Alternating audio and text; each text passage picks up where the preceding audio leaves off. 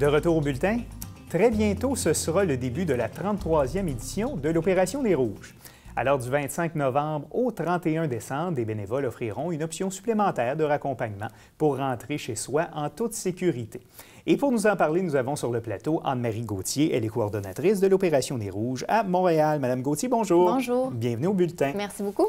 33e année déjà de l'Opération des Rouges. Racontez-nous comment ça a été créé, l'Opération des Rouges. En fait, ça a débuté à Québec. Alors, c'est Jean-Marie Deconingue qui était à ce moment-là entraîneur du club de natation qui cherchait une idée pour financer tout simplement son club de natation et cette idée-là lui est venue.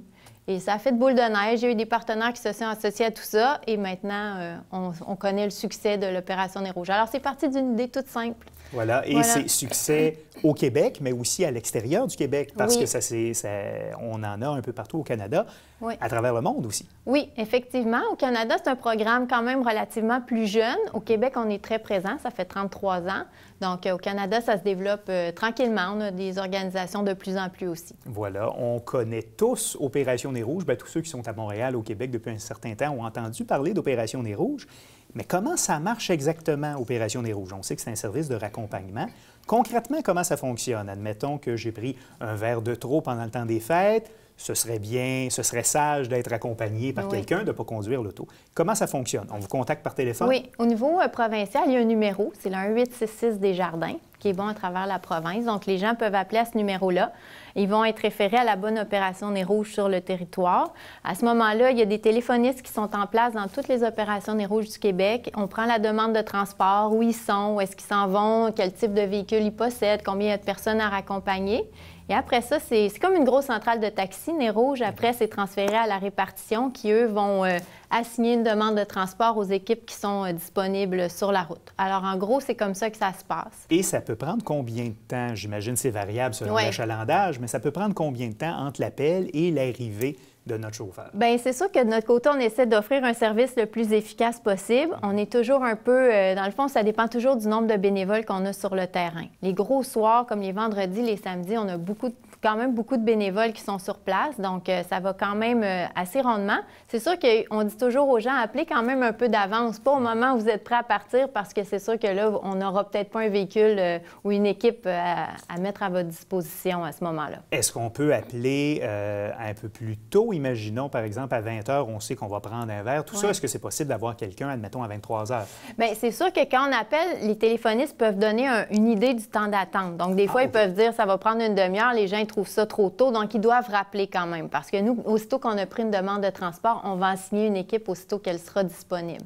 Donc, ils ont toujours une idée du temps d'attente quand même. Ah, OK. D'accord. Et ça peut nous être communiqué au téléphone? Oui, oui. Et avec aussi l'application, il y a une application mobile, l'application Nez Rouge. Et sur cette application-là, il y a aussi la possibilité d'avoir un temps d'attente réel à travers différentes organisations. Donc, application mobile téléchargeable, j'imagine, gratuitement. Oui. Disponible pour iPhone et Android? Oui, les deux. Pour les deux plateformes. Oui. Donc, on a un chauffeur qui arrive au lieu où nous sommes présentement. Il ne vient pas seul, il vient avec une équipe. Oui. L'équipe est composée de 3 bénévoles, dans le fond. Donc, il y a une personne qui agit à titre d'escorte motorisée qui va utiliser son propre véhicule pour amener les autres membres de son équipe à destination. Il y a le chauffeur qui conduit le véhicule du client et le partenaire qui fait un peu il va parler au client à l'arrière, tout ça, prendre les dons à la fin du transport. Et puis, bon, bien, ça roule comme ça d'un transport à l'autre. Voilà. Et on nous raccompagne donc à la maison ou au lieu ou au domicile. Oui. Et à ce moment-là, l'équipe repart. Vous parlez de pourboire. Donc, il y a possibilité pour les gens qui se font raccompagner de donner un montant d'argent. Le montant d'argent va à qui? Est-ce qu'il va au chauffeur? Est-ce qu'il va ailleurs? Oui. Il ne va pas au chauffeur. Okay. Première chose, le service est quand même gratuit. Donc, ce n'est pas obligatoire de faire un don à la fin du transport, mais c'est sûr qu'on invite les gens à le faire. Ici, à Montréal, ça revient à la Fondation du Cégep du Vieux-Montréal. Donc, tous les fonds se sont remis à la Fondation. Nous, par la suite, c'est reversé dans les programmes de bourse. On soutient aussi des projets étudiants, le financement d'équipements de pointe au niveau des laboratoires. Donc, toutes les organisations qui mettent en place une opération sur leur territoire, c'est des organismes sans but lucratif voués à la jeunesse et au sport amateur. Donc, voilà. Pour la Fondation du Cégep du Vieux-Montréal, c'est autant l'occasion de faire quelque chose d'utile pour la société puis de ramasser aussi des fonds. Oui. L'an dernier, la Fondation a pu recueillir combien grâce à Opération On a Nez Rouge? recueilli 108 000 au Quand total. même. Oui, oui, oui. Tous les dons des utilisateurs étaient remis en totalité à la Fondation. D'accord. Vous avez évidemment besoin de bénévoles pour une si grosse opération que ça. D'ailleurs, par curiosité, à Montréal, il y a eu combien de raccompagnements l'an dernier? Plus de 3 000. Quand même. Oui. Donc, 3 000 sur une période d'à peu près une trentaine de jours. Oui, voilà. Cette année, c'est un peu plus long, donc du 25 novembre au 31 décembre. Oui. Donc, vous aurez besoin d'encore plus de bénévoles. Oui, c'est sûr. L'inscription est commencée en ce moment. Donc, ça se fait en ligne sur le site de l'Opération Nez Rouge. Tout simplement, on peut s'inscrire en ligne. C'est facile. Et puis, prévoir un petit 2 ou 3 jours d'avance avant qu'on vienne faire du bénévolat pour s'assurer que toutes les procédures ont été faites. Vérification du permis de conduire au niveau de l'enquête policière aussi. Donc, voilà. Donc, on peut, si on a un permis de conduire, on a une auto, on peut s'impliquer. On peut aussi s'impliquer si on n'a pas de permis de conduire, pas d'auto, autant comme téléphone, comme personne accompagnatrice. Oui, je vous dirais que c'est d'autant plus important des gens en centrale. Si j'ai pas de téléphoniste, j'ai pas de répartiteur, je pourrais même pas déployer mes équipes de bénévoles routiers. Alors, c'est aussi important les gens à l'intérieur de la centrale. C'est la 33e année d'Opération Nez Rouge. Qu'est-ce qu'on peut vous souhaiter?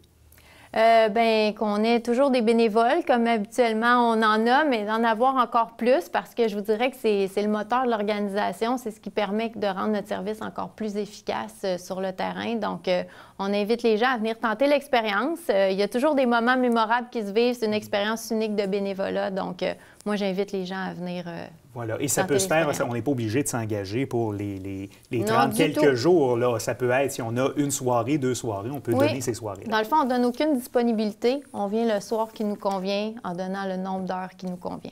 C'est très bien ça. Bien, on vous souhaite le meilleur des succès pour cette 33e édition d'Opération Nez Rouge. Anne-Marie Gauthier, donc vous êtes coordonnatrice de l'opération ici à Montréal. Merci d'avoir été là. Merci beaucoup.